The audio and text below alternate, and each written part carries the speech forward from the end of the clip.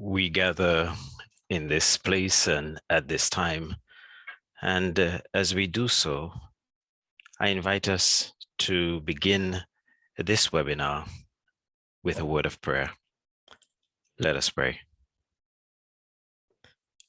Loving and compassionate God, we gather as your people with thanksgiving, and yet with a heavy heart, as we lament before you the injustices meted out to our brothers and sisters on this issue of casteism and caste discrimination. We bow before you and confess that, not wanting to see, we close our eyes to what we should see. We confess that, not wanting to hear, we close our ears to what we should hear.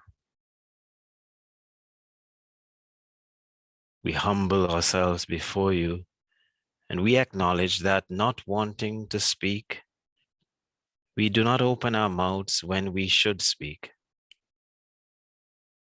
And we acknowledge that, not wanting to help, we hide our hands when we should act. Yet we give you thanks that, because of your love and your compassion for us, your children, you forgive us, and we are renewed by the presence and work of your Holy Spirit. Guide us again to not only seek to follow your path, but to seek to do justice under the enabling of your Holy Spirit. We thank you for this day and for this time when we will be able to engage in helpful and meaningful discussions. Be with all who are participating, and may our discussions today enable us to continue on the pilgrimage of justice and peace, so that we will seek to hear your command to follow after the way of our Lord. And as we follow after the Lord's way, may we indeed be the people of God, establishing God's kingdom here in the earth. And so we give you thanks even now, in the name of the Father, and of the Son, and of the Holy Spirit. Amen.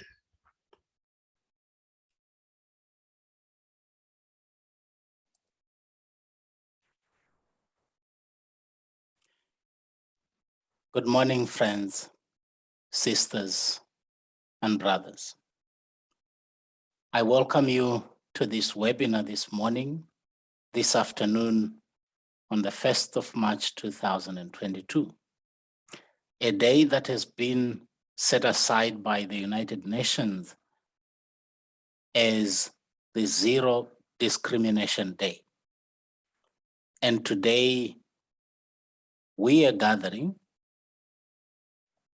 as we mark this day by spotlighting one of the groups of people that have only known discrimination in their lives. Dalits in South Asia are among the most discriminated groups. And we want to understand, to acknowledge and recognize this. And today, as we gather, we also want to recommit the ecumenical movement to this calling to accompany, to be a part of the lives of Dalits, people that have been created in the image of God like you and me. Let today be a day that we reflect on the evils of discrimination, but let it also be a day that we all commit to accompanying Dalits, if we are not Dalits, to remain committed to seeking justice and to ending discrimination. Make this day mean something. Let it not simply be a zero discrimination day that does nothing but perpetuate discrimination. Friends, I am pleased that this morning we have gathered here a team that will help us to understand what has been happening to Dalits, what we hope for, our fears. All these elements will become part of the conversation. Alongside me is Reverend Dr. Philip Vinod Peacock, who is the Executive Secretary for Justice and Witness of the World Communion of Reformed Churches. He's an ordained minister of the Church of North India. And prior to his work with the World Communion of Reformed Churches, he was Associate Professor for Theology, Ethics, and Social Analysis at Bishop's College in India. His interests and publications include Dalit theology, economics, and theology and gender justice. He has served on the core group of the just and inclusive communities of the World Council of Churches, which was responsible for the work on Dalits issues at WCC. And he also was a member of the Gender Justice Network between Porto Alegre and the Busan assemblies of the World Council of Churches. He has worked with the Pilgrim of Justice and Peace Theological Study Group and was an active participant at the conference in Japan in 2019. Reverend Dr. Philip Vinod Peacock will be moderating today's webinar alongside myself. I stand in for Professor Isabella Pauapiri, who was supposed to be our moderator today alongside Reverend Dr. Philip, but due to other work commitments, Professor Piri cannot make it today.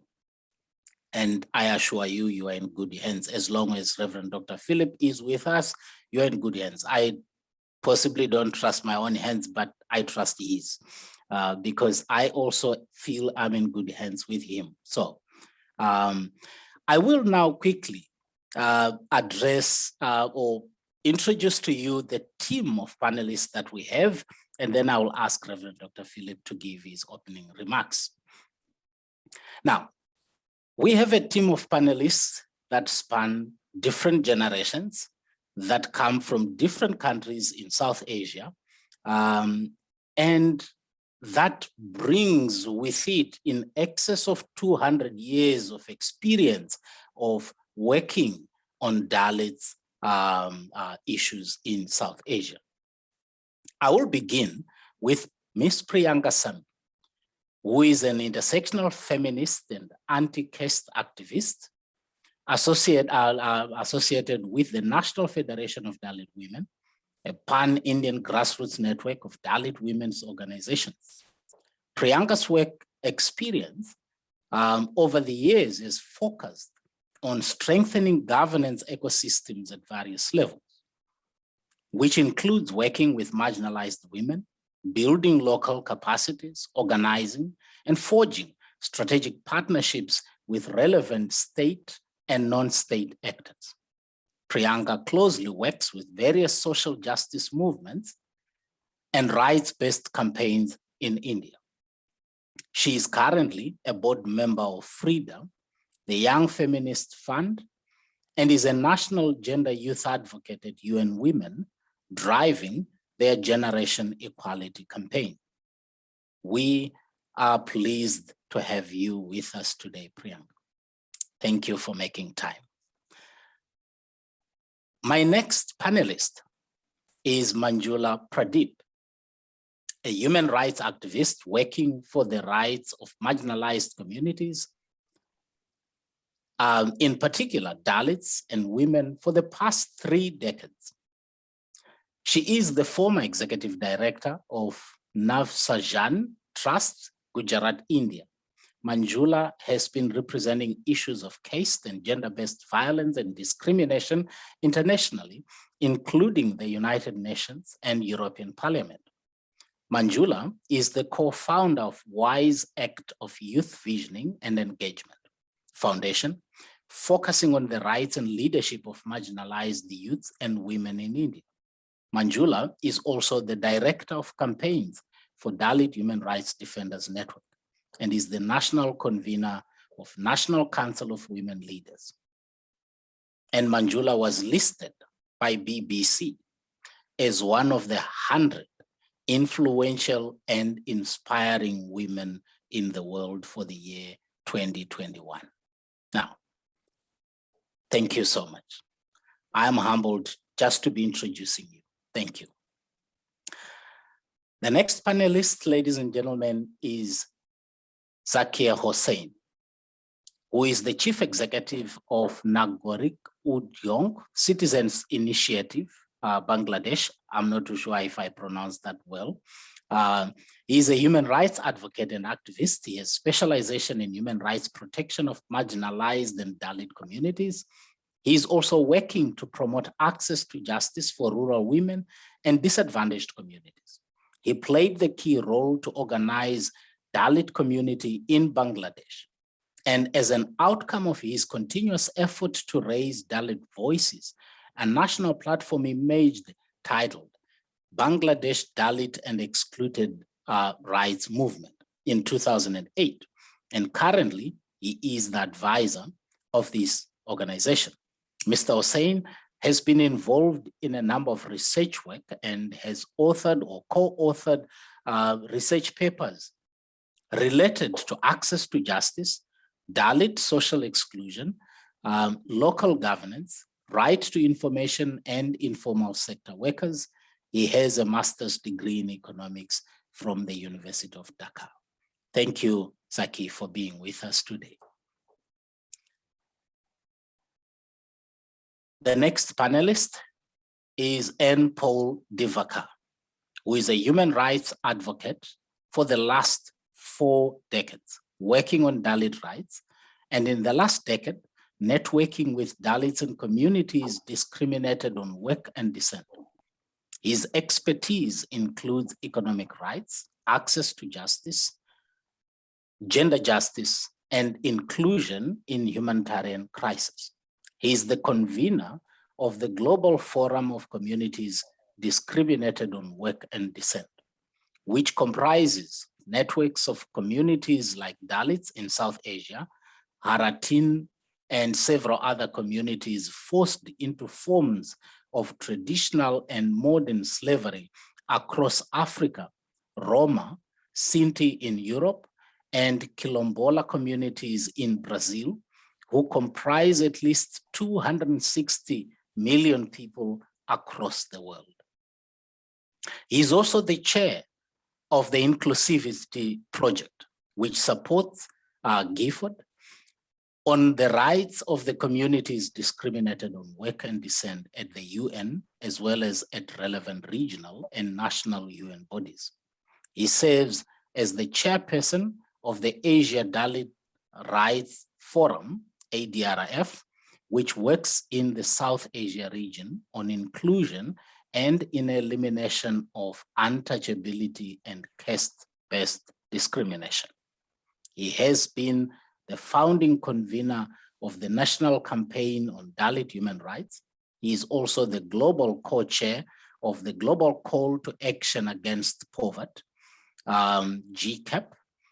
And GCAP is a network of over 11,000 civil society organizations organized in 58 national coalitions and in constituent groups of women, youth, and socially excluded people. GCAP supports people in their struggles for justice and brings individuals and organizations together to challenge the institutions that and processes that perpetuate poverty and inequalities. Thank you so much, Paul, for being with us.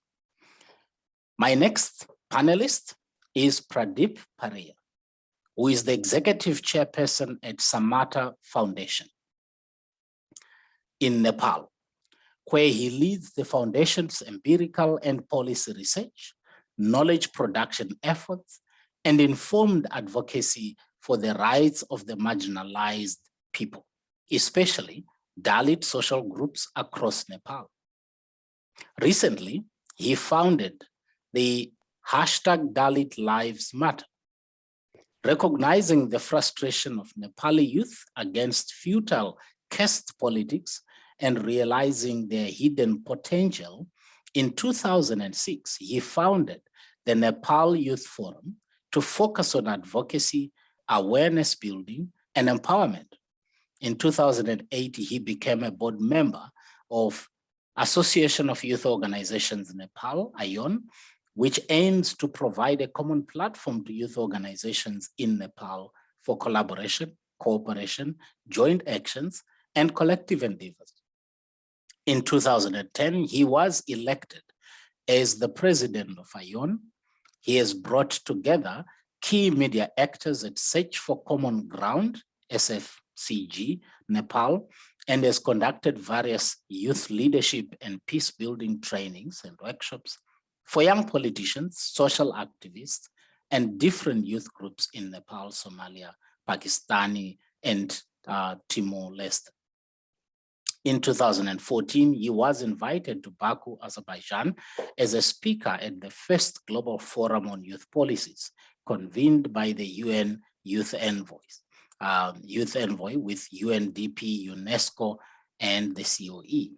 In 2015, he was appointed by the government of Nepal, Ministry of Youth and Sports, as a task force member to review the National Youth Policy and to create the Youth Vision 2025. He's a co-founder of Nepal Policy Center, a youth-led think tank in Kathmandu. Following incidents of caste-based atrocities in Nepal, he conceptualized and produced the television program Jatko Prashna, which was selected among the 30 finalists for the World Justice Challenge in 2021. So we want to thank you, Pradeep, for being with us, for honoring us today. Finally, last but not least, I want to introduce the last panelist for today, Reverend Asid Ebenezer, who is an ordained minister of the Church of South India, but is presently the General Secretary of the National Council of Churches in India. His commitment to the cause of addressing discrimination based on caste in society and thus in churches is pronounced.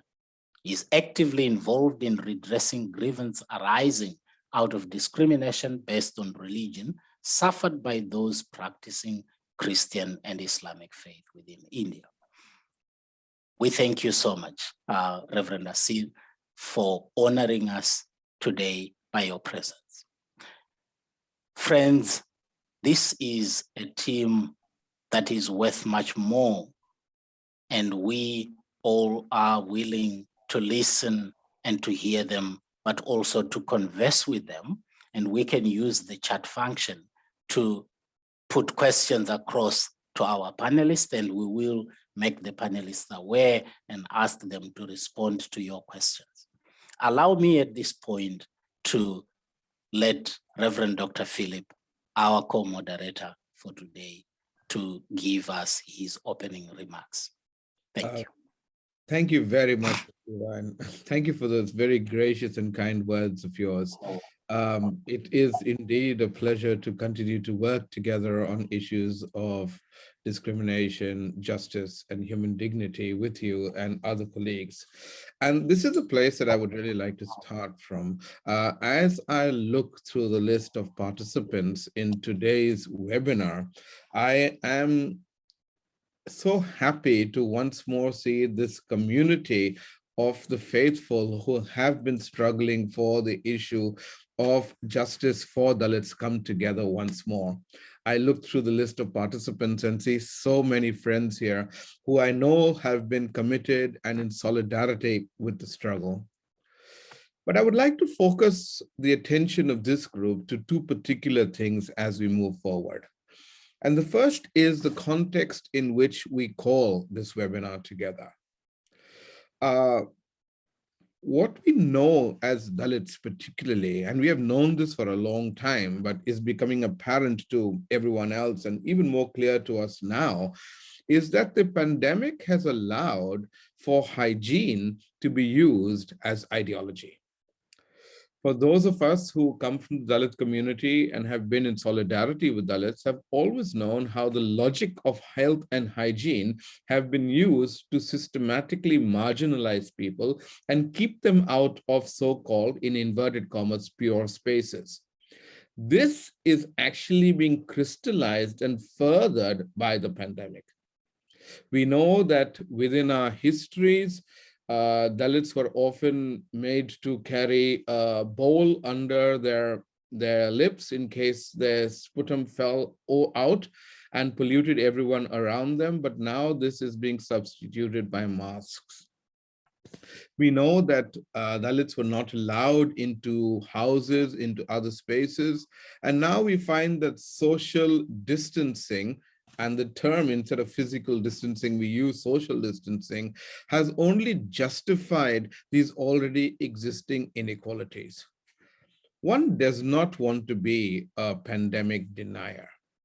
But at the same time, one recognizes how existing health measures have been usurped by dominant caste communities to further their own agendas of social prejudice and discrimination.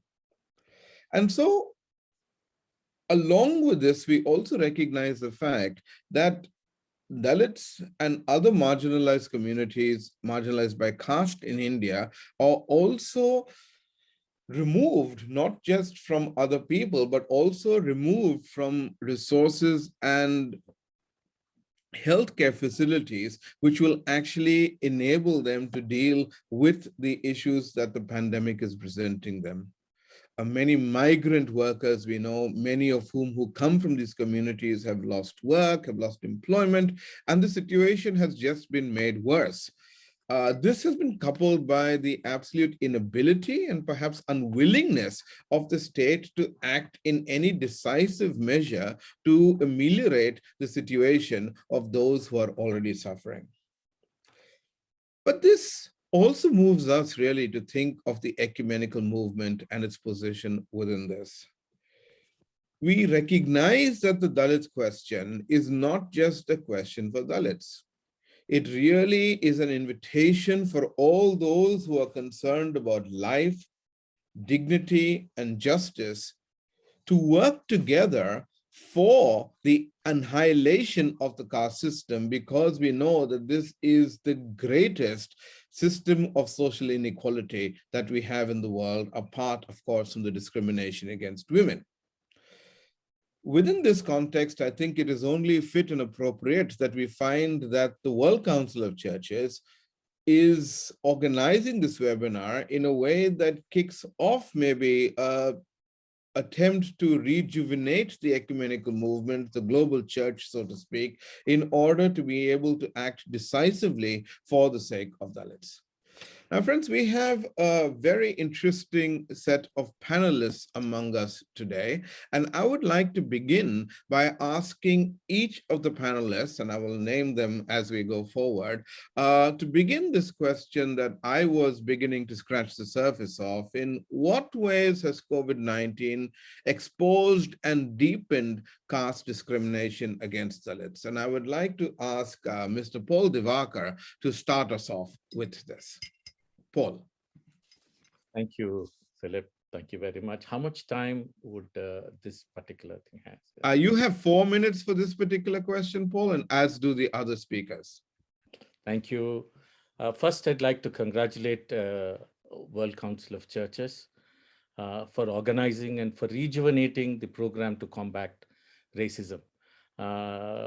towards the end of that program and towards the preparation for the World Conference Against Racism, right from, I think it is 1999, 2000 onwards, we have really been strengthened by this program and the whole preparations for the World Conference Against Racism. And also people like Peter Prue, who is here behind, and the International Dalit Solidarity Network that was formed, has pushed a great deal towards visibilizing this. But that should not take the part of the 4 minutes that I was given. So thank you very much, Philip. It's a great event that you have put together. And thanks to Masabi for making this possible. The existing forms of discrimination that are there in each of our South Asian societies is a cause for further barriers or further exclusions as we go.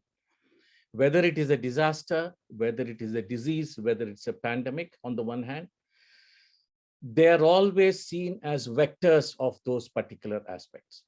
So you have seen communities of Dalits in various professions either pushed to the front lines of addressing COVID. So they are most of the time when everybody is in the comfort of the online aspect during the pandemic, it is mostly Dalit and similarly excluded communities who are at the forefront, keeping us alive through cleaning the streets, to the health, many of the nurses and those who are actually, those who are almost towards the end of the life, they are catered to by the Dalit caste. And this is a very traditional occupations that have been forced into. So the treatment has been restricted. They're forced on the front lines. When we go out to purchase, we are being shunned because we are seen as vectors of the disease. So several of these instances have come out and have been documented.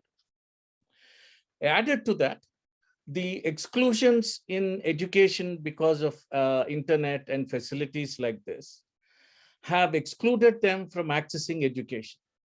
So on the one hand, we are forced into these occupations, keeping us alive during the time of this pandemic. And on the other hand, discriminated based on the traditional forms of discrimination and therefore allegations that we are the vectors of this disease. So on both ends, you see these communities that are affected by the so-called traditional caste-based discrimination effect also during the time of pandemic.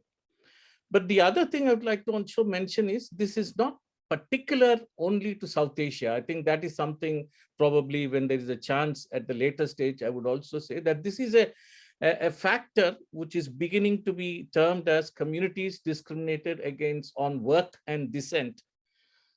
Is a phenomena that exists in several continents, all the continents almost one can say, whether it is the other parts of Asia, whether you have Africa, in Europe with the Roma Sinti communities, in Africa, several parts of West Africa who have traditional forms of slavery, modern forms of slavery, and in Latin America, communities like Brazil.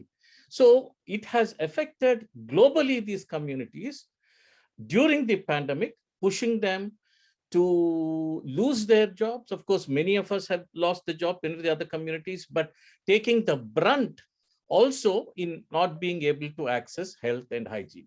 Thank you. Thank you so much, Paul.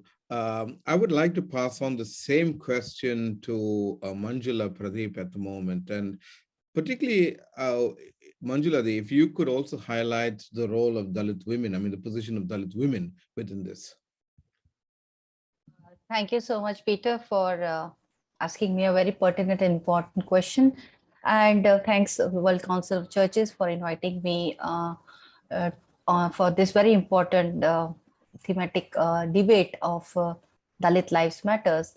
I would just say that during COVID-19 pandemic, I don't think the lives of Dalit mattered for the system, for the administration, for the state. I think everything was I would say that the pandemic created more problems and issues for them. The extent of discrimination and violence on Dalits and Dalit women increased. And on one side, the state machinery was not performing its responsibility in terms of providing rations, the groceries to the Dalit families and Dalit women. And on the other side, that administration was intentionally not responding to the needs of Dalit communities. So it was the Dalit human rights defenders who were providing that kind of support through the CSOs. And apart from discrimination or untouchability, I would say that the violence on Dalits even continued during the lockdown. And the police and the administration did not took any action or were negligent to their duties. And when the DHRDs, the Dalit human rights defenders, tried to help the victims, they faced police brutality in forms of cases registered against them, or they also became victims of police torture, leading to serious injuries and also deaths. While I was working with the grassroots women activists, we realized that how important it is to focus on Dalit women and Dalit girls. And as Paul was mentioning about what happens to the lowest caste among the Dalits, the scavenging community who are forced to clean toilets or the streets. So we decided to do a campaign on social media and focusing on the state which has the highest Dalit population, and that is Uttar Pradesh. And with the hashtag, which is the goal of the UN SDG, leave no Dalit woman behind. I think that was very crucial for us to showcase what happens to a Dalit woman or a Dalit girl who is from the lowest caste, and when she is forced to do the heinous work during the lockdown and also during the pandemic, how they risk their lives and what kind of brutality do they face from the system.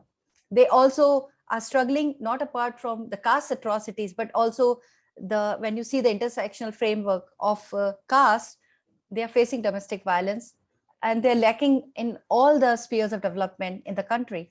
So during the pandemic, I think the situation of Dalit women and girls became worse. As you know that in September 2020, the case of a Dalit girl, a woman who was gang raped and killed brutally in Hathras in Uttar Pradesh, shook the entire nation and also globally. But I must say that I have worked with several cases of sexual violence and rapes and gang rapes. And I must say that what the incident, it was just the tip of the iceberg. But the point is, it happened during the COVID, the pandemic, where the administration had said that you need to maintain social distancing. Was there a social distancing in terms of practicing untouchability or committing atrocities on Dalits and Dalit women? I don't think that happened, because if you really was distancing yourself, how would you practice an untouchability, or how would you harm somebody's rights when you are trying to save yourself from a pandemic, from a virus, right? So I think in India, that kind of situation really bothered us. So we as Dalit Human Rights Defenders Network, we decided to document all these cases of atrocities during the lockdown. So we came up with a report which is called as No Lockdown on Caste Atrocities, which documented 60 cases of serious crimes against Dalits and Dalit women in India. And I think that was important because that social media campaign highlighted the kind of abuse which was happening during the COVID lockdown. And we have developed a report out of that. And I think that itself is a tool for us to raise that issue nationally and internationally. I must say that as I shared with you the entire incident of Hathras, we decided through National Council of Women Leaders to undertake a campaign on social media with the hashtag and caste-based sexual violence, where we documented 72 cases of rapes on Dalit women and girls. It's not only rape, gang rape, rape and murder, gang rape and murder. And these cases were highlighted on the social media. And I must say that the most important aspect which I could relate myself during the work we did and during the pandemic, and was something where we try to strategize, because we also knew that we all know that there are different forms of atrocities which are happening, but it's also to understand that the pattern of violence and the pattern of discrimination is changing, and the pandemic has not stopped that to happen.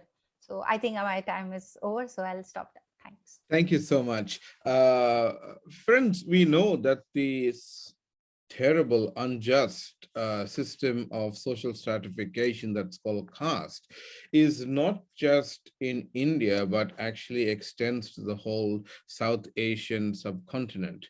I would like to invite at this point of time, Pradeep Pariyar to speak to us, particularly highlighting the experience from Nepal.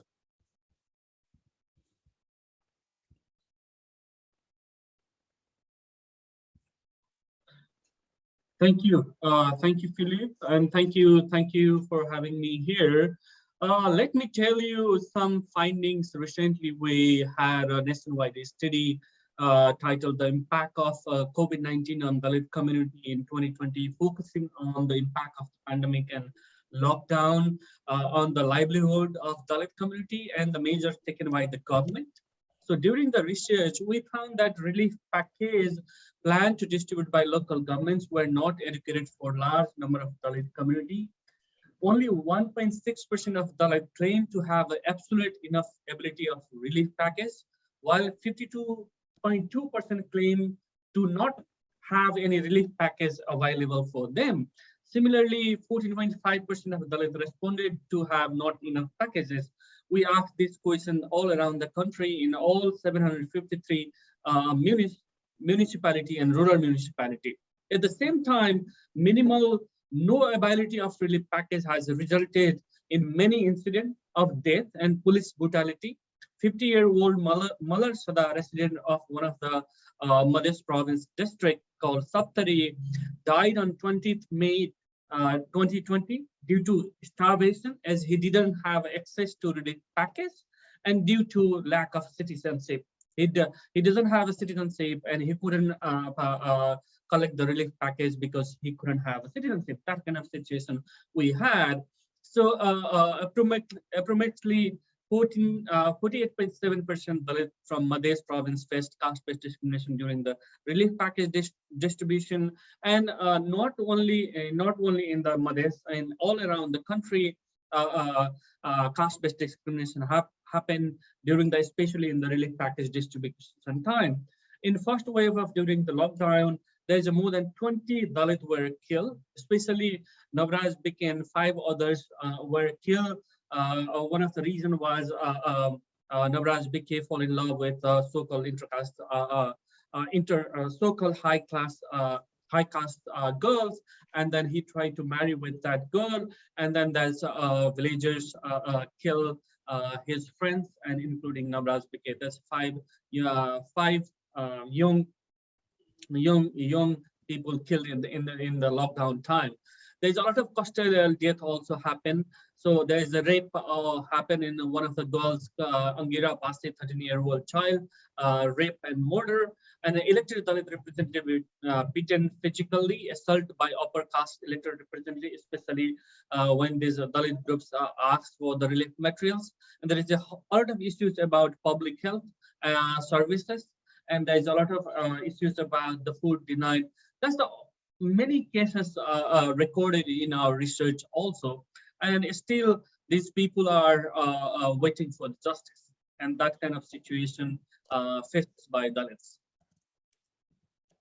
Yeah, thank you. Let me stop here. Thank you so much. We now move to asking the same question to Priyanka Same. And perhaps, Priyanka, if you don't mind this, you could also highlight the question of young people and how young Dalits are affected by this pandemic. Thank you, Reverend Philip. Hello, everyone. Jai Bhim. I'm delighted to be here on Zero Discrimination Day. I would really like to thank and congratulate the World Council of Churches for your renewed commitment and solidarity to fight caste-based discrimination. So coming to your question, I think in India, really, it's difficult to go after the speakers who went ahead of me because, they really covered all the main points, but I'll try to add my 2 cents as well. I think the pandemic really exacerbated existing inequalities and really exposed the fragility of our governance systems vis-a-vis Dalits. On March 24, 2020, the government of India announced a countrywide lockdown to check the spread of the virus. And this stringent lockdown measures, came into force, assuming that everyone had food and shelter in a country with 1.8 million homeless people. This just sort of led to a tsunami of suffering. The World Bank in 2020 estimated that the lockdown by then had already sort of impacted 40 million internal migrants, and everyone has sort of heard about the huge migrant crisis that happened during that time. And even the International Labour Organization cautioned that 400 million were at risk of sort of falling deeper into poverty. And migrant workers, talking about migrant workers, about 80% of them are Dalit. They sort of lost their livelihood overnight, and everyone has sort of heard about, the travel that they did, the trek back home. And when they sort of reached their villages, most of them sort of died en route of starvation and all sorts of problems. And then when they reached there, they were sort of sprayed with disinfectants by dominant castes. And the government of India sort of prescribed social distancing, and a lot has been said about that, and home quarantine measures to sort of as a measure of infection prevention and control. But in the Indian context and in the South Asian context, this has deep-rooted casteist connotations. So these community quarantine centers that were sort of mainly built in rural areas of the states had become epicenters of casteism during the pandemic. There have been substantial evidences from the ground that have established the fact that the practice of untouchability prevailed in these quarantine centers in the form of rejecting food cooked by Dalit women, as of course Dalit women, we are impure, and Dalits did not have access to medicine and care because most of the doctors and nurses in these quarantine centers were from dominant castes. And I think it's important to note that 94% of women who have been counted in the workforce remain in the unorganized sectors: domestic workers, workers in government factories, agricultural laborers, and over 85% of these women belonged to Dalit communities, and they sort of lost their job overnight due to lockdown. So Dalit women were really further distanced, discriminated, and distressed with no access to basic services and rights. And women really were in the forefront of providing care, but their labor and contributions continued to be invisible during the pandemic. The COVID-19 crisis really highlighted the long-term neglect on Dalit women, and Manjula has already thrown light on the violence that Dalit women faced during the pandemic. And also an important point was that Dalit households were deprived of COVID-19 relief packages distributed by the government. Like Pradeep said, it happened in India as well. The atrocities faced by Dalits and other marginalized groups in the country are conveniently superimposed by the rhetoric surrounding the labor of frontline warriors such as mortuary workers, sanitation workers, sweepers, cremation ground workers, among others. Many of them were officially engaged to particularly manage the mortal remains of COVID fatalities every day. And these people were made to, by virtue of their birth in a particular caste, routinely expose themselves to the virus without any safety measures or compensation whatsoever. This speaks volumes of how caste politics plays out in our country. And coming to your question and your point on young people, due to the pandemic, academic institutions shifted to digital modes of learning. Virtual lectures, online assignments, webinars, and discussions were organized. However, in the absence of equitable access to digital infrastructure, such as the internet, laptops, smartphones, Dalit students faced extraordinary challenges. Along with the pressures of the pandemic, the future prospects of Dalit students were disproportionately affected, jeopardizing their chances of their path out of poverty and marginalization. several Dalit students had to drop out and were forced to work as daily wage laborers in the unorganized sector. It was absolutely demoralizing and disempowering for Dalit students who were pursuing their PhD and postgraduate courses to drop out and take up menial jobs to feed their families. So to conclude, I would say that, the lockdown resulted in a colossal and preventable humanitarian crisis.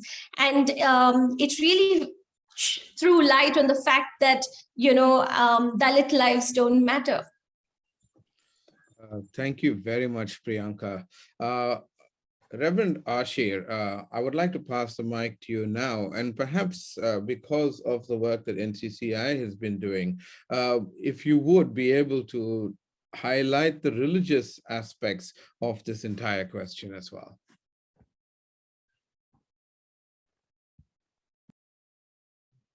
Thank you, Philip, and thank you, Council of Churches, for taking this up as international advocacy. Once again, as has been pointed out repeatedly by several of the speakers who have spoken before me, it is indeed heartening, encouraging to receive international support for work relating to elimination of caste, both in India, in the region, and in the whole world. Let me also use this opportunity to publicly acknowledge and thank all those co-panelists who have been in the forefront working on this issue day in and day out. And as a representative of a faith community, more than 80% of who belong to the Dalit community, I believe it is our responsibility to thank you and acknowledge your services. As has been mentioned, we have had a deep impact on the lives of people of Dalit communities, particularly during COVID. And during COVID, it has certainly showed up in many ways. One of it is the insensitivity shown to the nomenclature of physical distancing vis-a-vis social distancing. Despite the fact that this has been brought up time and again, the authorities, administration in different parts of the world have continued to use the word social distancing, which in more senses than one has been accompanying issues relating to untouchability. I also want to highlight the loss of livelihood that had happened to these people as they were forced to return back to their own depriving context and their own context where they were discriminated. And this was something that we saw play up. Assault on people with people who are discriminated, particularly those who had moved to Christianity and Islam, who could not even take protection under the SC/ST Act, is something that we need to note here. Dalit Christians and Dalit Muslims could not take advantage of the SC/ST Act for protection against physical assaults that happens every time and more so during this period. Advocacy efforts and solidarity for violations during this time was also very difficult. And this we have seen also in communities of the faithful belonging to Dalit origin. And that is something that we need to look into. No solidarity measure was possible because everybody had to be shut in. Passing of laws during this period without adequate debate, without space for adequately airing what the Dalit community really wanted on those laws was something that we need to also show up. Spiritually, of course, for the Dalit community, faith, spirituality was something that they could cling on to, which was not available immediately. And that is something that we need to see. So they were pushed to a situation of despondency, totally to themselves, to fend for themselves. And that was something that we could also see during this time. Overall, the Dalit community, we should say, was the worst affected during this time. And we saw that the discrimination showed up much, much more than what it was during that time. I'm sure as we go through the other two questions, we will be able to figure out how best as faith players and players in the social action field, we could work together and network nationally and globally to address this issue. Thank you, Philip. Thank you so much, Asir. And for the final panelists for this section, I'd like to ask Mr. Zakir Hussain to speak of also highlighting the situation in Bangladesh, actually, and how this resonates perhaps with what has been said about Nepal and India. Thank you, Dr. Philip, and it's really pleasure to see all the known faces after a long time. And we met several times in WCC building and offering generously for meetings and everything. We are really grateful to WCC. So in the context of the Dalit issues in Bangladesh, as you know that Bangladesh is predominantly is a Muslim, is 90%, and out of 10%, 4% we considered as Dalit. And the Dalit are divided into two different distinct categories. One is urban sanitation workers, cleaners, and the rural Bengali Dalit. And as I see in the chat box that someone is saying that Muslim Dalit, we do have a Muslim Dalit in Bangladesh as well. So this pandemic is really further aggravated the marginalization, that they are the most marginalized and left behind community in Bangladesh.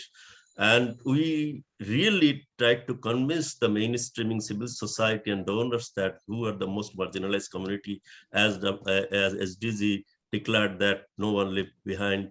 So who are the behind, you need to identify it. And last 2-3 years, we able to focus on our research and studies and really campaigning, saying that these are the most marginalized community, that you have to recognize that. And recognition is there. After the pandemic in 19, most of the Dalit are basically working in the informal sector, rickshaw puller, vendor, and some of them are private toilet cleaners and working in the offices. Very few in the number, they are working in the municipalities and government offices. They receive the salaries properly. But those who are private sector and informal sector, they are not even allowed to enter in the houses. And so they are completely unemployed. And the showmaker, show police, they are all Dalits. Even in tea garden workers, they did not get the salary on time. So outright, they get employment. Now, the immediate responses was not enough. Even was not enough in a sense, they were not included. Most of them are not included in the so-called social security scheme. I am saying so-called because it is not legally binding. In India, Noriega or something, that legal policies is there. But in Bangladesh, the social security still is not legally binding. It is something that only deserving community, maybe 100 needed, but government offered, their budgeted is 30%. But 30% goes to the mainstreaming community, not to the Dalit. They do not, in urban Dalit, they do not have any card, so-called card, to get the benefits that we call VGD program, vulnerable groups feeding program. They have the 2-year cycle, the free of rices and of this, but they are not within this. So they get quickly pauperized, no job, nothing, no money. But in the sense of, in response to getting the relief, it did not really reach out to this Dalit community. And interestingly, in Bangladesh, the Muslim people sometimes offered their support if any disaster out there, but they choose their own people. So this community, Dalit community, it did not go to reach out to the Dalit community. So the social network and social capital is quite weak for the Dalit community, because they are all the informal sector workers and they do not have any white collar jobs. So this is the one thing. In terms of health, we have cases like that Dalits work as a cleaner in the hospital. They are infected by the virus, but they were not allowed to stay in the hospital. They really always push to home quarantine. But the doctor and nurses in the mainstreaming Muslims community, or they were allowed to stay in the hospital. So, discrimination is in different way. The other Munzulas and other, they identified themselves, the education. 5% of the Dalit community, they are educated, so they do not have any smartphone, all this do not have any smartphone, all this, so they are deprived definitely out of the education. But most importantly, that if you can really plan from the beginning how you want to protect the Dalit community, throughout in this type of pandemic, you have to be prepared.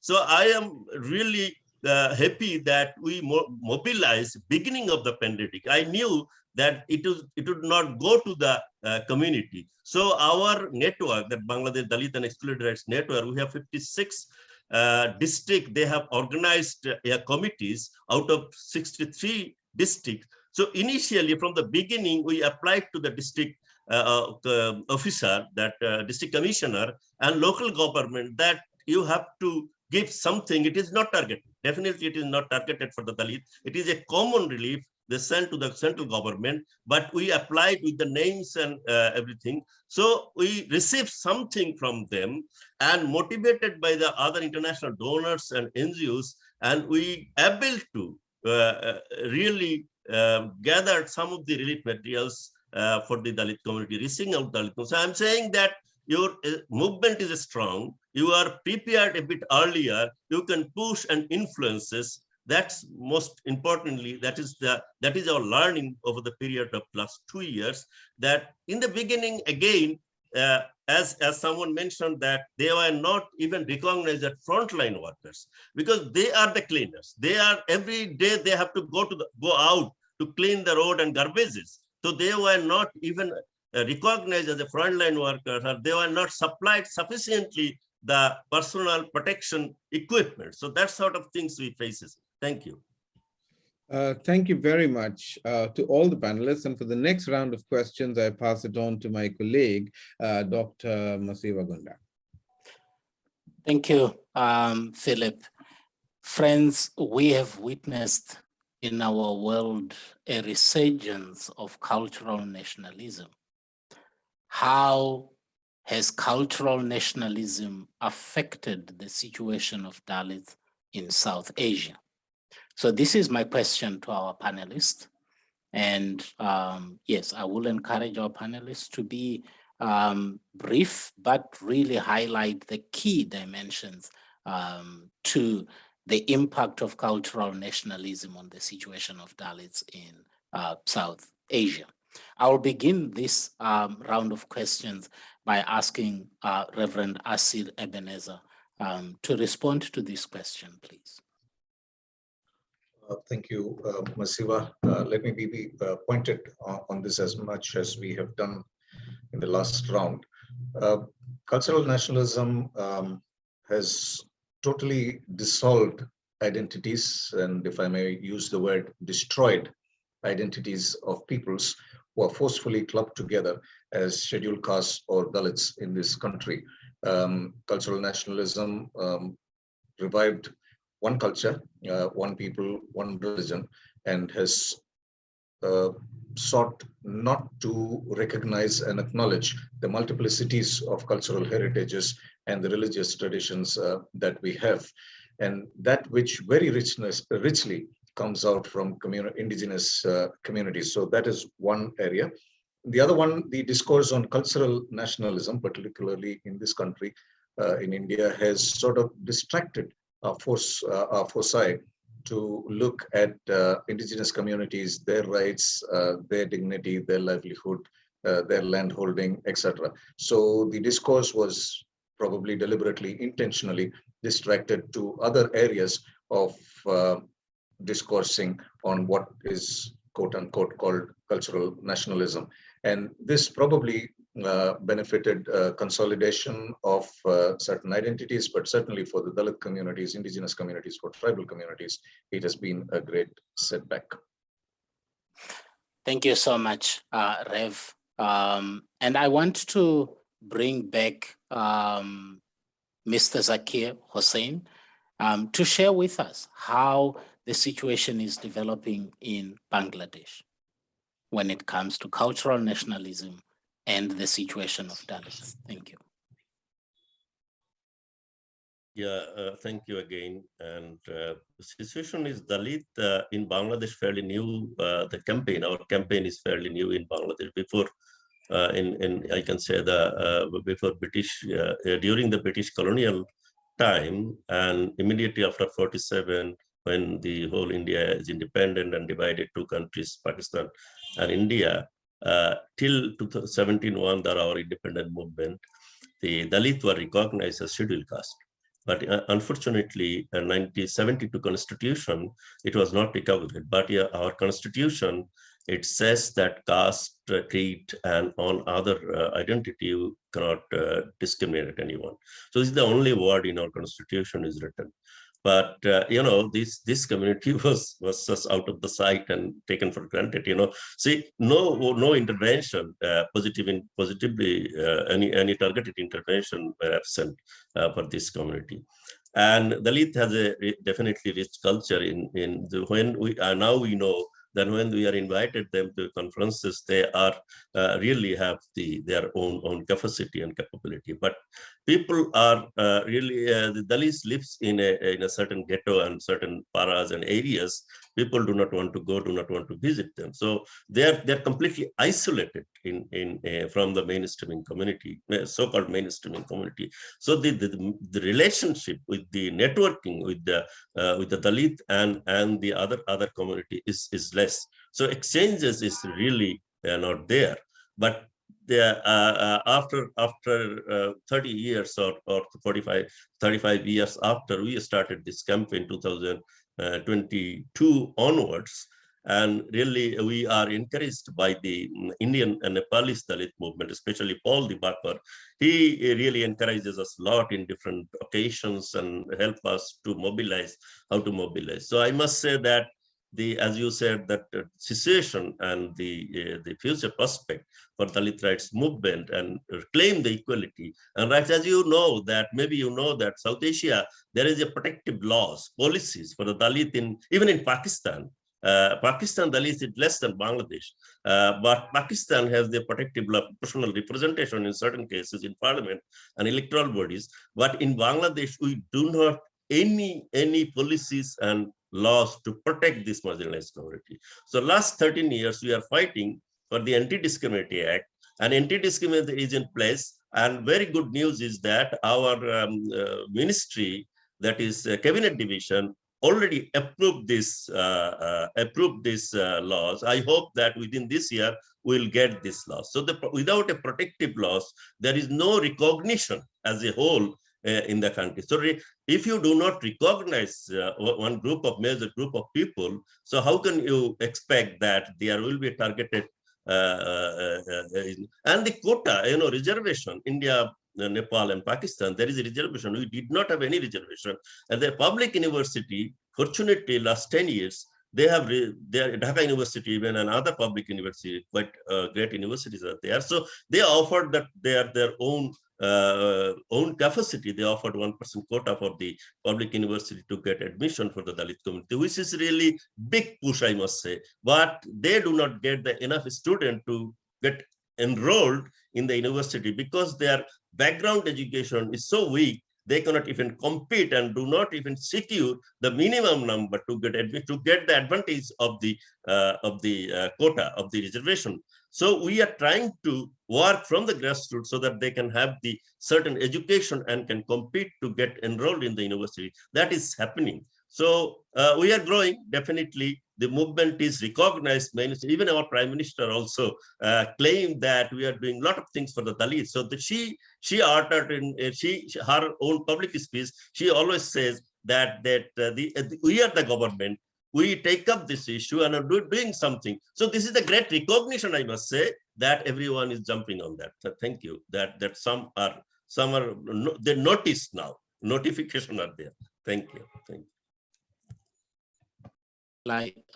Thank you for highlighting what is happening in Bangladesh. I will invite Priyanka, and I hope you can also highlight how cultural nationalism does affect young people in India. Thank you, Masiva. See, caste is, not an archaic ritual system. It is a living and dynamic social structure. So it's very susceptible to be influenced by culture and, the dominant political discourse. So based on its foundational concept of purity and pollution, casteism continues to be the dominant religious ideology across South Asia, which socially sanctions untouchability and completely normalizes discrimination and violence against Dalits, especially Dalit women and Dalit youth. Through my work, I've sort of seen how caste-induced power structures are not confined to operating within social institutions alone, but also influence the political economy, the market, they inform public policies, finances, job markets, and quite literally influences every aspect of socio-cultural life. So, for instance, in India, the ruling dispensation's agenda is to bring into effect a cultural Hindu-led homogeneity among Indians. And while doing so, they are strengthening divisions in society along caste and religious lines. For instance, their attempt to construct an ideology of hyper-nationalism around food, around religious attires and identity is leading to extreme violence and unrest in society. In the state of Karnataka in southern India, where I come from, the government recently brought into effect an anti-conversion bill, which prohibits people from converting into other religions. This is, sort of being primarily enforced to check large numbers of Hindu Dalits converting to Christianity. Large numbers of Hindu Dalits convert in their attempt to escape the shackles of the caste system. But this particular anti-conversion bill is, aiming to put a curb on that. All of this is done to stigmatize, terrorize, and try to marginalize Dalits and Christians, especially the youth, sort of sending out a very strong signal that, this is a Hindu-led state and, do as we please. It's also part of the systemic state-supported violence against minorities that has become endemic since the current dispensation has assumed power. The dominant Hindu cultural nationalism, and I would say it's hyper-nationalism, does not allow critical engagement in any sphere of life, and it operates hand in glove with casteism and religious fundamentalism.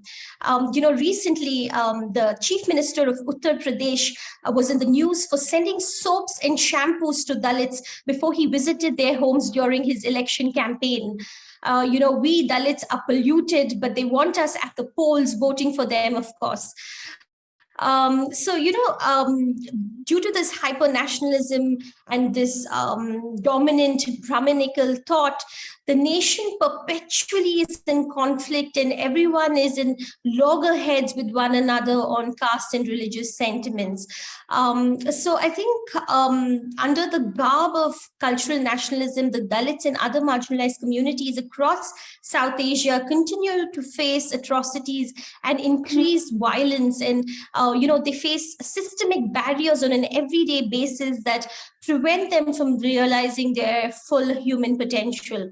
I would conclude by saying that, Baba Sahib Ambedkar said, untouchability is far worse than slavery. For the latter may be abolished by statute. It will take more than a law to remove the stigma from India. Nothing less than the aroused opinion of the world can do that. Our battle of reversing norms and discourse that has been operating around against us for more than 3,000 years will take a long time, and it is a long-term commitment to reverse status quo. Yeah, thank you. Thank you so much, Priyank. I will ask now Pradeep to also share with us the elements of cultural nationalism from Nepal. Pradeep, are you in? Yeah, thank you. Let me tell you something about the Nepal Constitution first. So Nepal Constitution proclaimed back in 2015, proclaiming Nepal as a secular country. However, the Constitution gives an explanation within the Constitution, secular as a religious culture freedoms, including protection of religion culture handed down from the time immemorial. So that means they're protecting traditional practices. So this indicates that the constitutional provision is conflicting and protects the social practice handed down since generation, including the caste-based hierarchy and discrimination. So this is one of the things we are fighting continuously. So we produced recently during the COVID-19 pandemic time, we produced and broadcasted television show Jatko Prashna, the caste questions, and the first aware of the pandemic time. The fundamentalists strongly resisted our initiative that was aimed at beginning a household conversation on caste questions. So, and they tried to misinform that some of the foundation was preaching the Christianity and converting people's faith, and we had to release a press statement, and we had to give a lot of justification to donor agency, government, and then press peoples.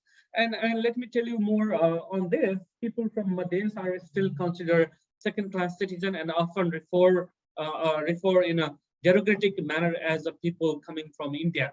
Madhes is Dalit. In particular, women face triple form of discrimination during this time. Issues related to citizenship and ownership of property remains huge issues. So there is a lot of issues, and still it's a growing, especially when many things grows in India. So India is a lot of reflection here in our government and people also. So so there is when Hindu fundamentalists, especially rise in India, that's came to Nepal. So that kind of situation we have. And we are fighting for the amendment of the constitution right now. We're arguing and lobbying with the political parties. That's going on, and it's a really great question actually. Thank you. Thank you so much, my brother, for that. I will now invite Manjula to respond to this question on cultural nationalism and the situation of Dalits. I was just reading the chat box, and I think many of you who are listening to us have already responded to it. But for me, as an activist from India and also part of South Asia, where the caste has manifested into different forms of violence and also a kind of a greater hierarchy within the communities who are discriminated based on caste and their identities, how do we see cultural nationalism? Because there somewhere they are trying to say that we have a shared culture and a common language. And I don't think that really is the situation of countries which are affected by caste-based discrimination, whether it's India, Nepal, Pakistan, Bangladesh, Sri Lanka.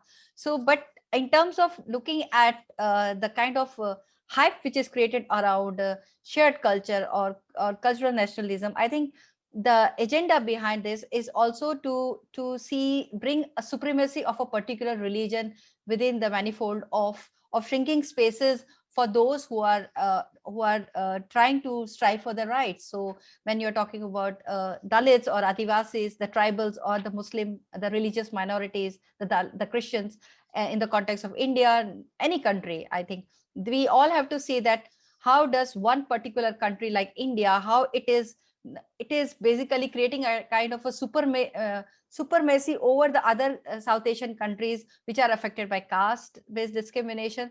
So how does the influence of Indian culture and nationalism, how Nepal takes it over, and you can see that how Nepal also moves around the policies and the laws which are there in terms of seeing that the Hindu agenda coming so strongly. So I think that is what is happening, is that it is basically disrooting us from our own identities, our own social identities. We all have suffered and we have come up with all our sufferings of a particular caste or a particular gender or religion or class. I think this all brings together to a woman like me from a particular marginalized community, for a Dalit woman, that how can the cultural nationalism take away my right of questioning the inequality which I have been suffering from, or I have been striving for equality. So it takes away my right which is given in the Constitution.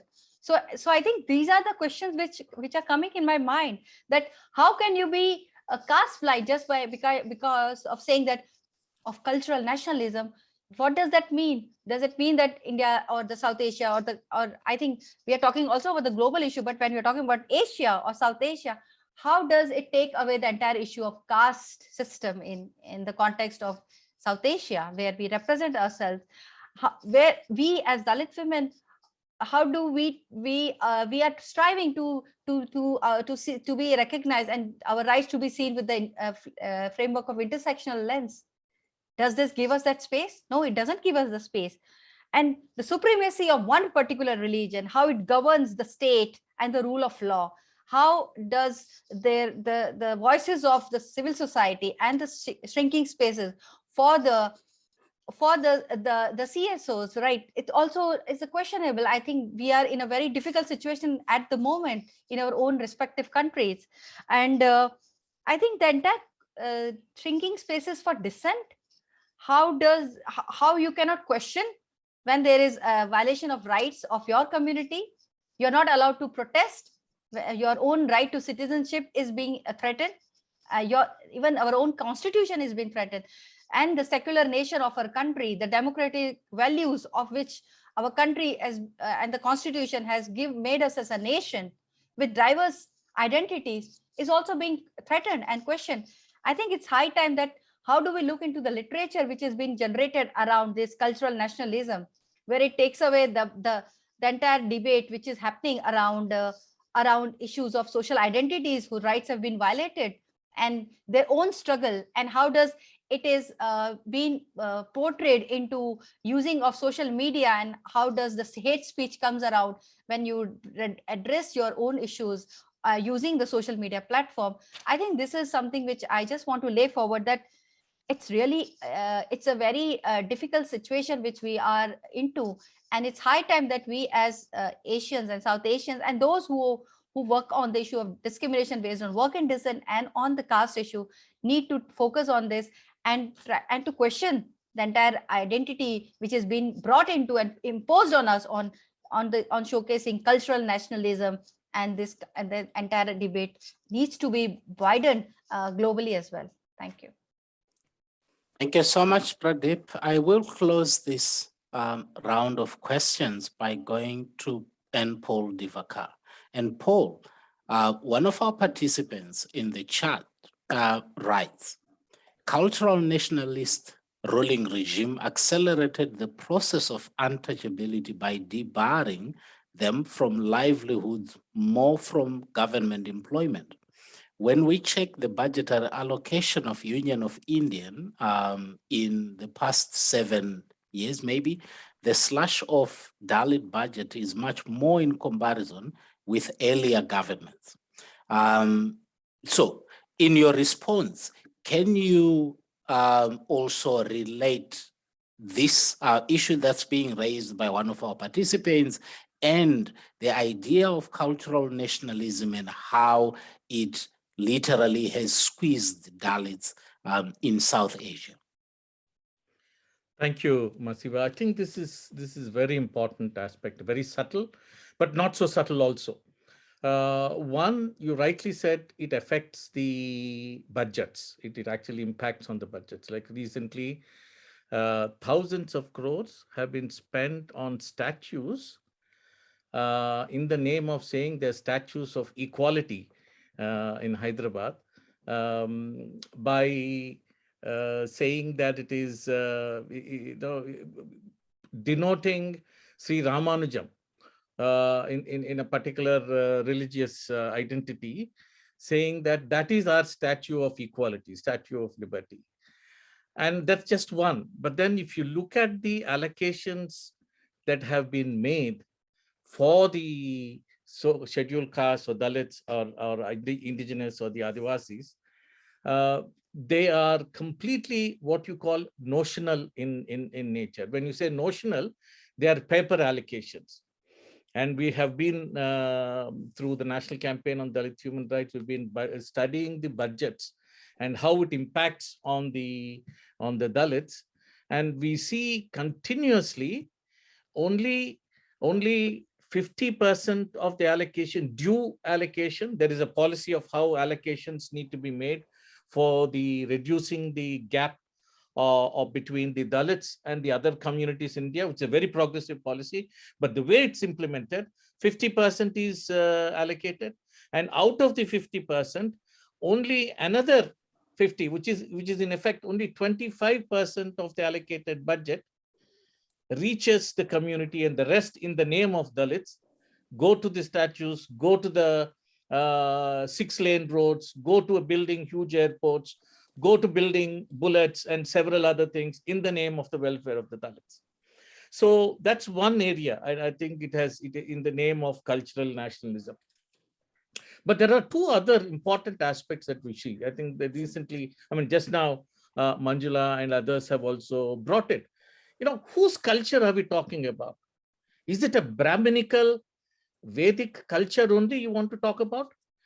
Our country consists of 1.3 billion people, of which at least 40% of them are either different cultural aspects, different religious identities, and there is absolutely their icons, their culture, their values are completely invisibilized in the name of a broad homogeneous Indian culture.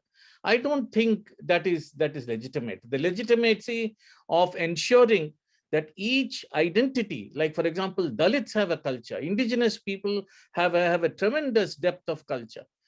Islam and Muslims and several others who have been here, Christian culture, these are all people who are identities, and their culture and their traditions are not respected. I think, therefore, the democracy of ensuring there's an equality of either religion, so-called other identities, is really completely decimated. Then finally, I would like to say this cultural nationalism has also restricted the freedom of faith. There's one, I think we will come to know of this. There is a very indictive, very discriminative reference, which says article or the Constitutional Order 1950, which says those Dalits who do not belong to Hinduism and who have chosen other faiths will not be eligible for protective and promotional aspects for, even though the other Dalits, Hindu Dalits, are given this protective measures or the entitlements. Now, these, I think, is a highly not only restrictive, but it is demonizing a group of people who have a complete legitimacy, not only of being in this country, but building and constructing, and the nationhood is really built by these communities, and they are being negated. I think that is a very, very, very challenging. And of course, it's not only here. We are seeing what is happening in Ukraine, what is happening in Russia, what is happening in several other places like Philippines, like Brazil, like even UK. You know, there are several of these forces that is hegemonizing one particular culture and occupying the rest. I think this is something we need to really decry and work against. Thank you so much, Paul. And as we can see, colleagues, there is a lot that needs to be done because there is a lot that is happening. At this stage, allow me to move into the last round of questions. And in this third round, I'm asking our esteemed panelists to help us, because as the World Council of Churches, we want to do more. We are committed to doing more, but sometimes we don't know what it is that we can do. So I want to say to our panelists, how can the World Council of Churches and other people of goodwill accompany Dalits in their quest for justice? If you could suggest one practical thing that we can do as WCC in this regard, I would be most grateful. So I will go through our panelists and hoping at this stage that really we could suggest something that you think that the World Council of Churches can do, and then we have areas that we can continue to work on as we move into the future. And I'll begin this round by asking Priyanka to respond to this, to make a suggestion. Thank you. I think churches are an integral part of our communities and are always in the forefront of responding to disasters or pandemics or, any sort of violence. They're particularly well placed to build trust. And I think they're very, very well placed to also create awareness and reverse internalized casteist and patriarchal practices. So I think that my suggestion would be that I would call upon our churches to give Dalits, especially women and youth, a seat at all decision-making tables. At Frida, the Young Feminist Fund that I'm a part of, we say nothing about us without us. I repeat, nothing about us without us. I think we really need to reflect and renew our own commitment on diversity, inclusion, and equity in decision-making bodies within our churches.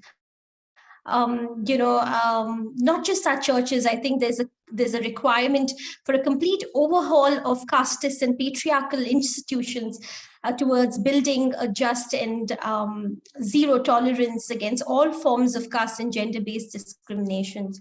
And I think for that, the most appropriate response would have to be intersectional, multi-pronged, adopting different strategies and affirmative action within our churches. We have to frame inclusive policies, keeping women and children from historically marginalized communities at the center.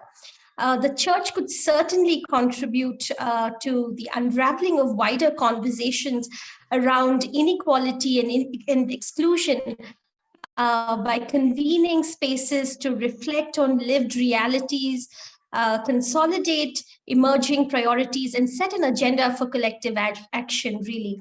I believe intersecting social identities and power structures such as race, caste, gender, sexual orientation, disability play out very differently across the globe, and there is much to learn from each other in our quest for social justice. Yeah. Thank you so much, Priyanka. Nothing about us without us. I got that. I will invite next Mr. Pradeep. Can you please share with us what do you think we could do? Thank you. This is very wonderful questions. Let me give you some practical ideas. So many people, so the families of young men and women like Navraj Bike, Angira Pasi, and others waiting for the justice. So one, how can you work more on justice? That's one. Second, I appeal to you, unite across division of caste, gender, region, and religion to eliminate caste-based discrimination and untouchability, which is the oldest appeal plugging our society. Second, I request for invest on Dalit agenda, invest on Dalit issues. So third is engage on Dalit issues. Fourth is how can we internationalize this agenda? So Paul Nivakar is here. He's trying to, along with us, to internationalize this agenda. So throughout the churches, so how can we internationalize this agenda? Important thing is, so many people are waiting for the justice. So if we have some kind of program on justice, that'll be great. And I appeal larger global community. Nepal is one of the diverse country, and then we have more than 126 ethnic groups and 123 languages. So we have a diverse groups of people here. And how can we globalize and we can make allies globalize the caste question? That's one of the important question I want to ask. Thank you. Thank you so much, Pradeep. I will go to Manjula. What can we do? Or can we do anything? I think World Council of Churches has been playing a very important role in terms of supporting the work which we have been doing on the issue of Dalit human rights violations and supporting the work of Dalit human rights defenders in Asia, in South Asia, and also globally. I think what is possible, and I think World Council of Churches plays a very important role, and I agree with my previous speakers what they can do. As you know that we have been traveling together, and Paul is there, and he will be also speaking that how we have come together as a strong international force in terms of recognition of caste as a something which is which needs to be a global recognition. I think that's what where the World Council of Churches also played a role. So I would say that our own agenda, which has transformed into looking at discrimination based on work and dissent, and also looking at the DWD communities, which Paul will also be talking about. See how we need that global solidarity, and I think World Council of Churches can play a very important role in sharing the work and the issue across the country, because you have the power, you have the resources, and I think that's what makes us so strongly connected with WCC. Apart from that, I would say that we within the WCC needs a special recognition or a space for debate and dialogue on caste or discrimination based on work and dissent. I think there's a need to have a wing around that, which can also focus into doing studies, or also creating a kind of a platform where people who have been affected by discrimination based on work and dissent can share their experiences, their knowledge. I think that can create, we can create a space for knowledge sharing within the space of World Council of Churches. And being a grassroots activist, I've grown myself doing my work at the ground, and I would say that something which is missing in the framework of activism at the international level is seeing the work which is being done at the grassroots. And I think recognizing the rights of defenders, both Dalit and Dalit women who are working at the ground, and giving them that space and recognition equally is important. So organizing events around and giving that space to them to enable them their voices to be heard is equally important. And the last thing I would like to say is that also though that activism also needs resources, and I would say that as there have been a lot of challenges which the organization in India are facing in terms of regulations and those kind of issues, and it really has taken away the work which was being done on caste in India. So I would say that yes, there's a need to organize an event around that aspect in India or in South Asia. Thank you so much. Thank you, Manjula. I will now ask Zaki to share with us briefly what you think we could do. Yes. Okay. Thank you so much. Really, it's quite a participatory. So I'm grateful. But I do agree with fully Manjula and Pradeep ji. But I don't want to repeat all the suggestions they have made. But definitely, what we are facing in Bangladesh, that leadership building is a really key issue. So we need to build the leadership capacity in Bangladesh. The fairly new campaigns and movement. Last 12 years, you can say that I am trying to really develop the leadership among the young men and women, Dalit men and women. But I think you need to invest more for the leadership building. And I will concretely, would like to suggest that WCC is a big organization based in Geneva and other settings as well. So you can offer at least internship from the South, So you can offer internship from Bangladesh, Nepal, Pakistan, and India. For 3 months internship would be great for the leadership building. So this can be one area. Other area that already mentioned my previous speakers, so that they are saying that further reinforcing what Paul and others ideas and idea of what we are doing to influence the UN. So we need to really bring out something from the UN like declaration that we are fighting for collectively. So something that you're conveniently, you are there in Geneva, so you can influence further. So if it is there, once it is there, but we can really argue better and campaign better with our government because without any document, without any international document, it's very difficult to really claim the rights. It is not reflected in our constitution. And in previous questions, I would like to tell you that initially after 71, our independence, that we propagated that we are Bengali. Bengali culture is dominated. We outright rejected others people, and later on the army government, they put in our constitution, the Islam is a principal, religious, it's a state religion, Islam. That further really isolated the other communities people. So it's constitution. Finally, it's a very contradictory in a sense. Secularism, democracy, socialism, nationalism also are there, but nationalism, Bengali culture is dominated, not really recognizing others. So that's the two areas. So thank you. Thank you so much, my brother Zaki. I will now go to Paul. I think it's a very important question. But before I answer that, Masabi, I would like to remind ourselves, not just because I'm a Christian and I've been raising in the Christian tradition, but historically. I've recently come across this book of Professor Mohan Sanal talking about slavery in Kerala.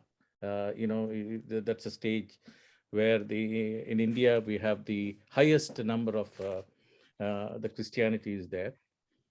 In Kerala, the slavery of specifically the Dalit communities was completely fought against by the Christian missionaries in as early as 17th, as recently as 17th and 18th centuries. The slavery was there. He's very proved the point. The prophetic role of the church historically is there. Of course, we have now said it's others also, but definitely Baba Sahib Ambedkar and Periyar and Ayyankali, these are leaders that have come. But church has always been, at the community level, a very, very rejuvenating prophetic role they had. I think this needs to be completely revisited again and see how the current, if you talk about the level on the Catholic Church, the Protestant Church, of which I'm a member, today, all the bishops, all the members, most of the members are all Dalit community leaders. Now, we're all Dalit. It's a Dalit church in India.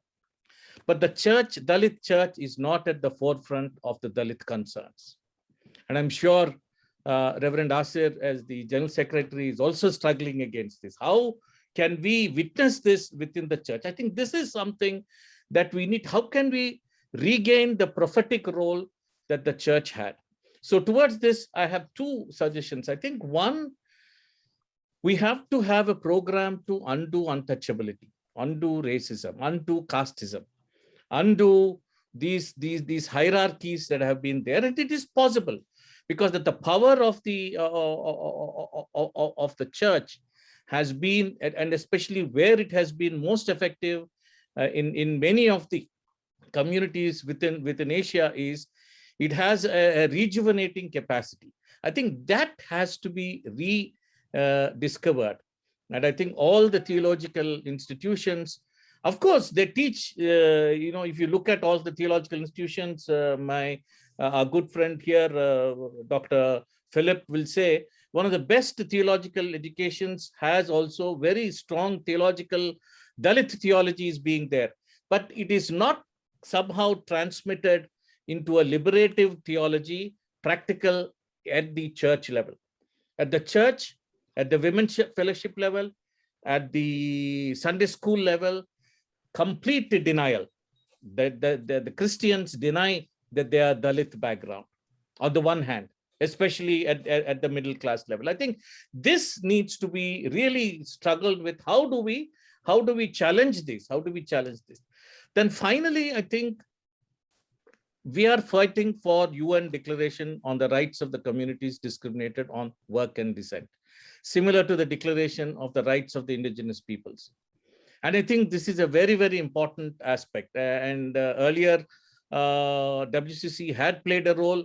In the last 2 decades, I think we have, especially in the beginning of the World Conference Against Racism and all that, there was a tremendous role that has been played by WCC.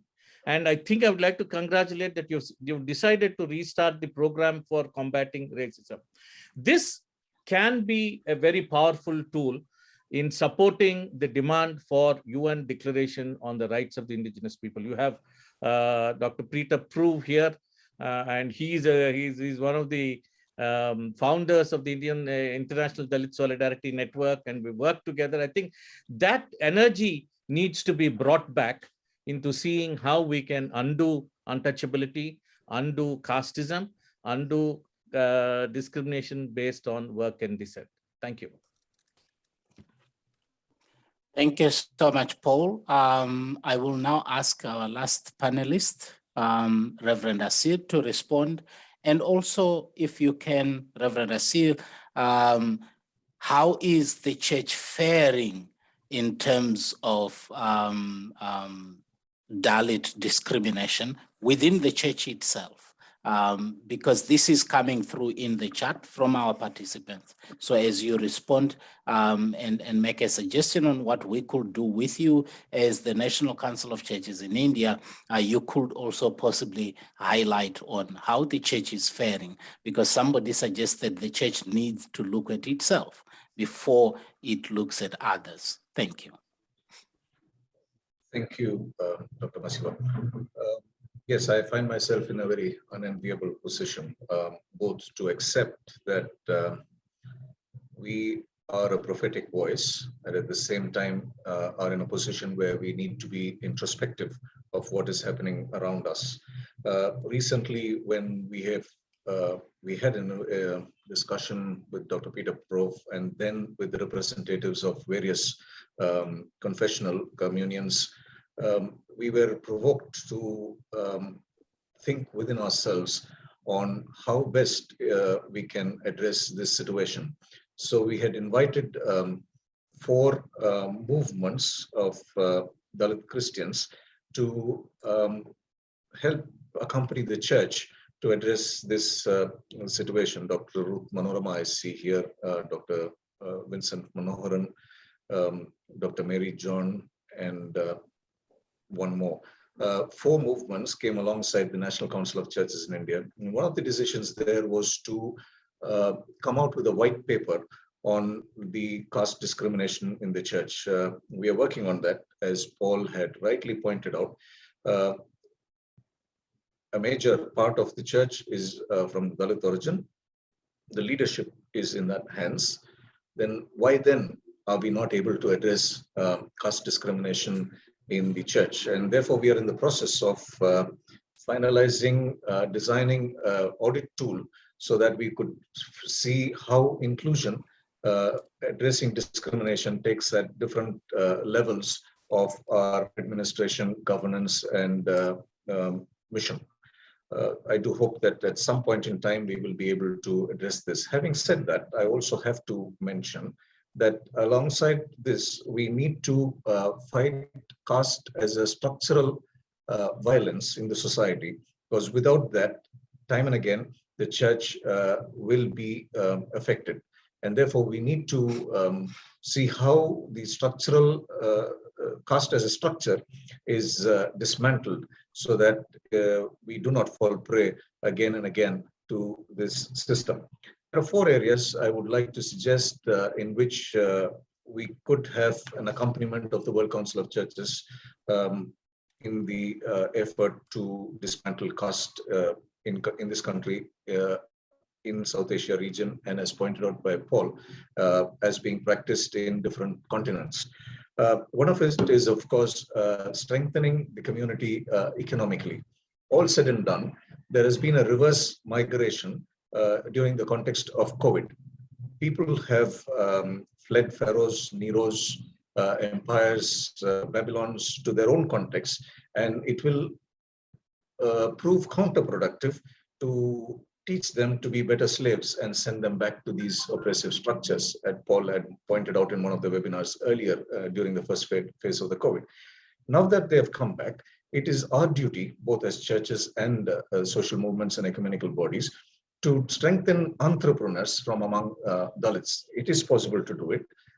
If we open up opportunities and the resources that we have, both in churches and otherwise, to help people become entrepreneurs. They are skilled people, they are producers.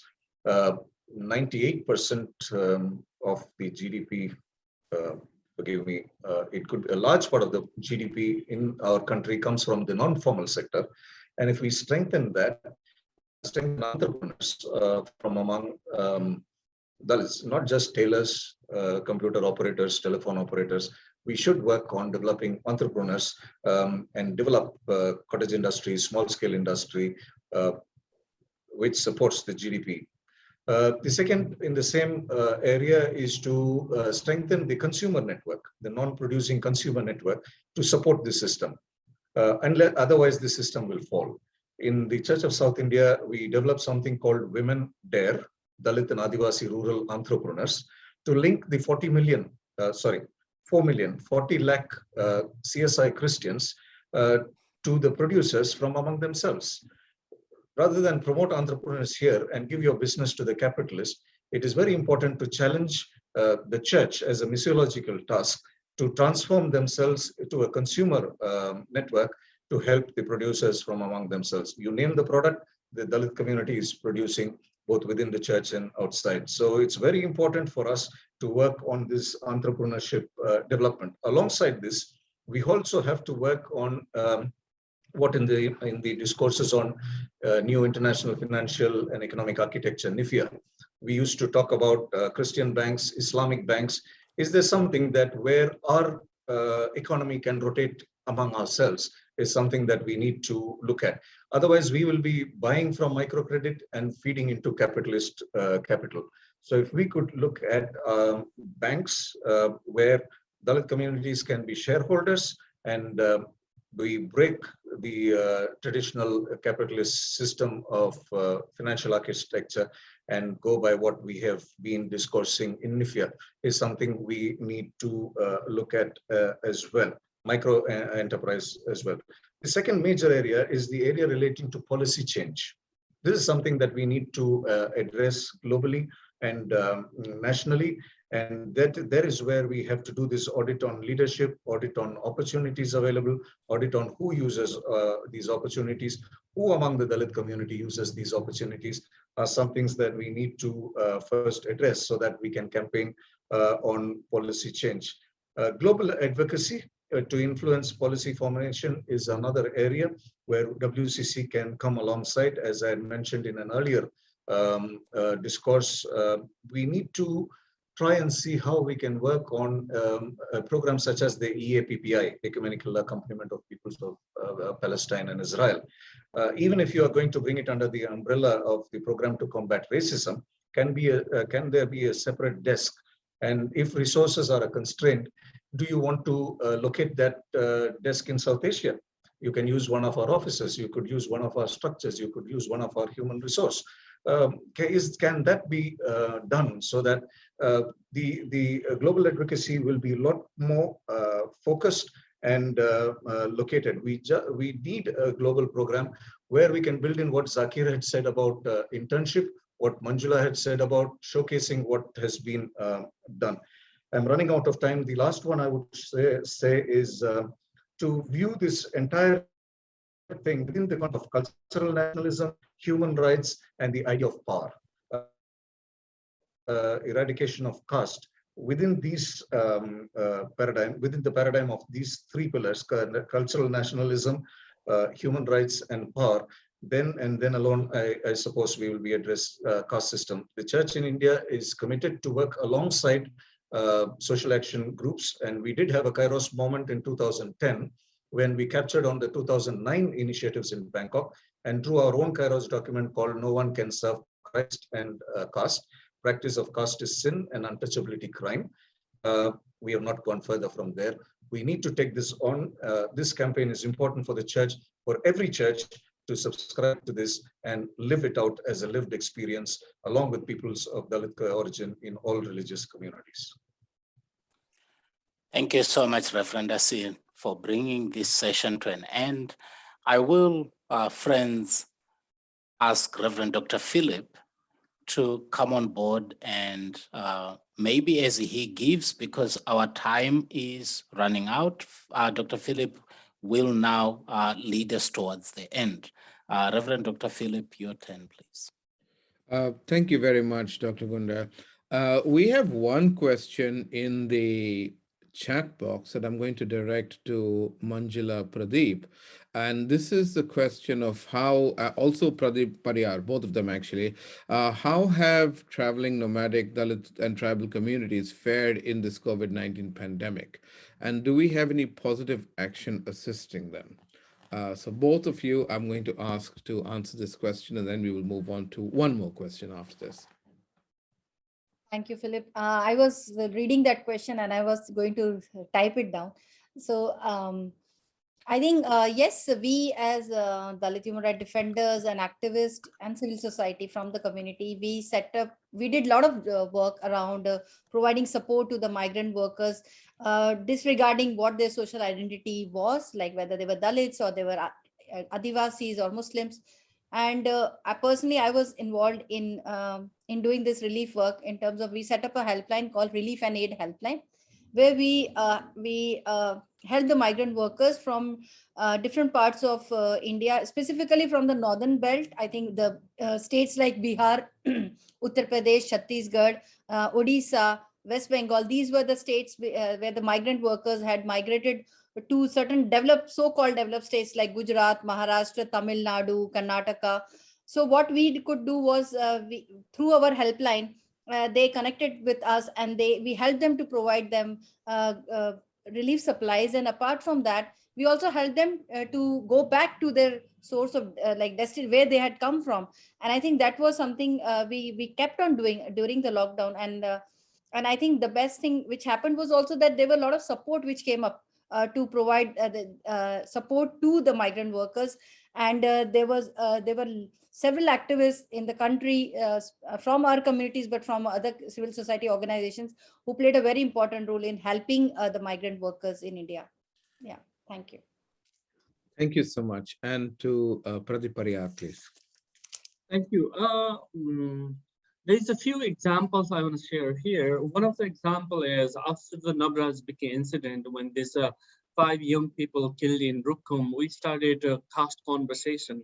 So especially this is a household conversation we started through television programs, and that helps young people to ask questions to their family. That's one. Second is we did the impact study of especially what impact created COVID-19 pandemic to Dalit communities. So based on that that impact study, policymakers used that as a reference, and they started make a plan in local and province and federal level. Third one is in the migration, so many people in trap, especially in the foreign land. There's a lot of issues in India and Nepal border.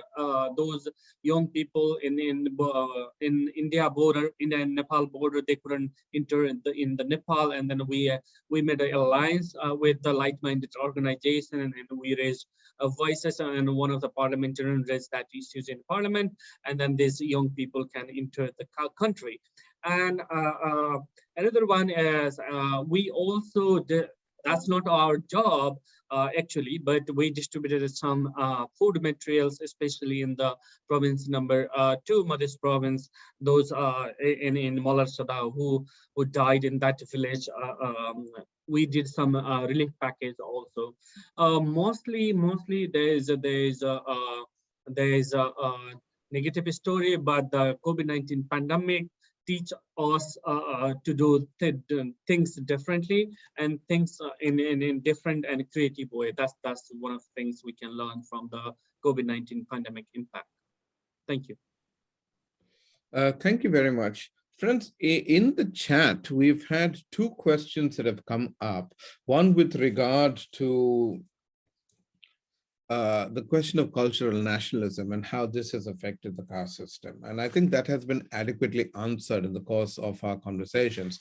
But also there has been this other question of what the church can do and where is the church in all of this. And I think it is quite prophetically stated, on the one hand, there was a call for the church to programmatize the entire question of how are we going to annihilate caste. And that was, looked at by looking at the twin options of, one, introspection of the church's own role within the caste system, and secondly, to look at how the church perhaps has a prophetic role, and then looking at the question of entrepreneurship, of advocacy, and engaging with global institutions in order to be able to do this. There is one question, however, that went a bit unanswered in the chat, and that is in terms of the global implications of the caste system. Both in terms of why is this a question for the world to be concerned about? Is this a question only for people in South Asia, or does it have a global implication? And also, of course, in a way answering this, it was pointed to that the South Asian diaspora, wherever they've gone to in the world, have taken caste with them. And this has become a national problem in several other countries of the world. And the most latest, we know that in California, caste discrimination has been called out as being a problem and can be actually criminalized. And there are criminal and civil questions about this. I'm going to ask two people among the panelists to answer this aspect of the global implications of the caste system. I'm going to ask Paul Divakar and Priyanka to both answer this question. So Paul first, please. Thank you. Thank you, Philip.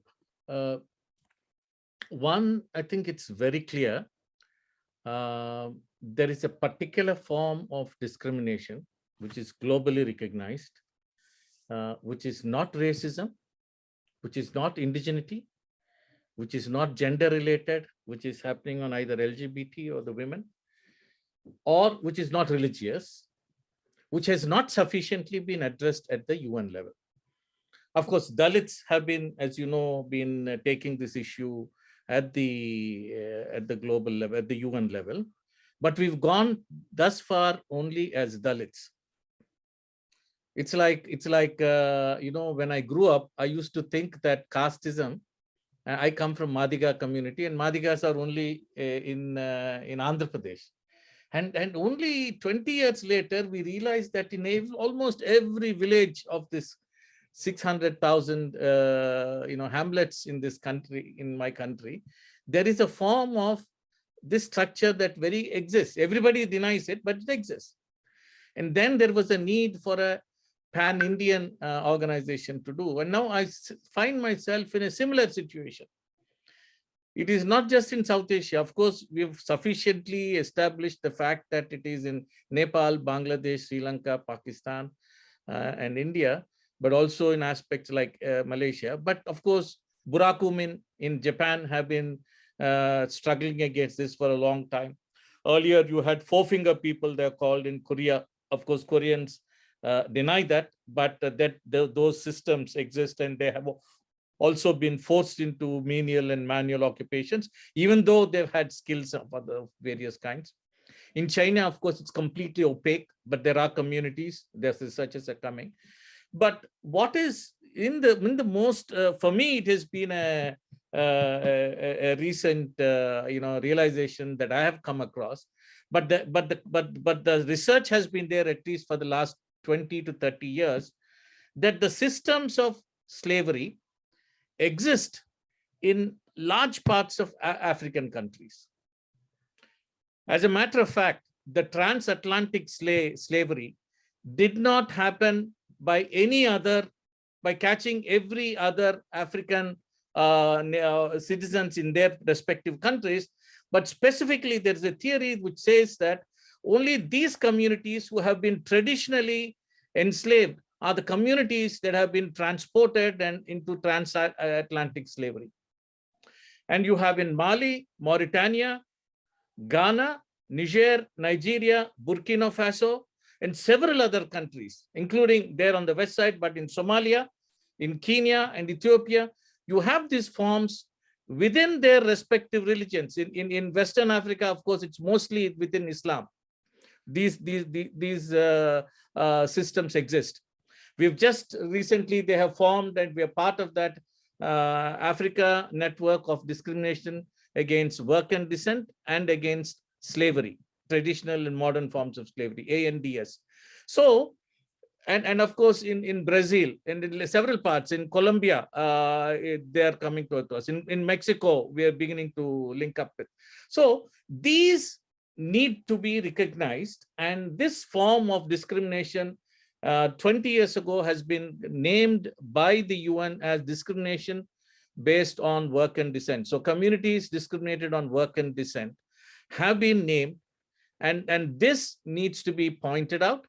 And the framework, actually, 2 special rapporteurs have already have given out a framework, which is framework for elimination of discrimination based on work and descent.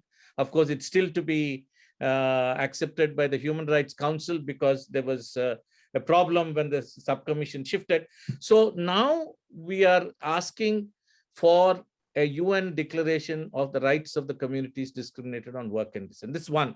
But let me give me half a minute more regarding to the church in India. That Indian church as an institution needs, but you should also realize that a Christian in India, mostly from a Dalit or indigenous community background, is already waging a struggle against casteism and against other forms of oppression. That is not sufficiently is coming out. And the attacks on the church is really long. And the church, institutional church, is of course has challenges, but the Christian community as such is already a prophetic voice, and that needs to be recognized and strengthened. Thank you, Philip. Thank you so much, Paul. Friends, this has been a very exciting and enthusiastic discussion, bringing in various perspectives from South Asia, but also going beyond, actually highlighting the global implications of the caste question and how perhaps global institutions therefore have to get involved. Thank you very much. Priyanka, I'm not going to leave you out. I'm going to give you 30 seconds to make the final statement over here. And then thank you very much, friends, for all that you have put into this webinar for today. Thank you, Philip. I think caste, Paul has really said everything, but I think caste has been quite similar to race in the sense that oppression and discrimination in both cases are historic, structural, and systemic in nature. Both these systems operate on the premise of exclusion, and the narrative of discrimination, hate, and bigotry, sounds very familiar to us Dalits. The point that I would like to highlight here is that, in the Indian subcontinent, the continuance of casteist attitude towards Dalit has not drawn the same amount of solidarity and attention as, for instance, the Black Lives Matters movement did. The mere removal of formal discrimination does not automatically translate into the existence of an egalitarian society. I think we Dalit activists have been arguing for long that caste must be put on par with racism and apartheid. Parallels have been drawn of the similar struggles of the Blacks and Dalits. And within that, important to note that Dalit and Black women face multiple forms of marginalization due to their overlapping identities and status of being at the bottom of the race, caste, gender, and class hierarchies. I think, it's as a step forward, we really need to come together and in solidarity sort of unravel wider conversations around oppression and discrimination, because surely this practice of caste continues unabated in all walks of life and also within our movements and within our churches. So greater reflection is much needed. Thank you. Thank you very much, Priyanka. Thank you, everyone, for your presence and participation today. Have a good day, good evening, good afternoon, wherever you are. And of course, we hope to connect again in the future. Bye-bye.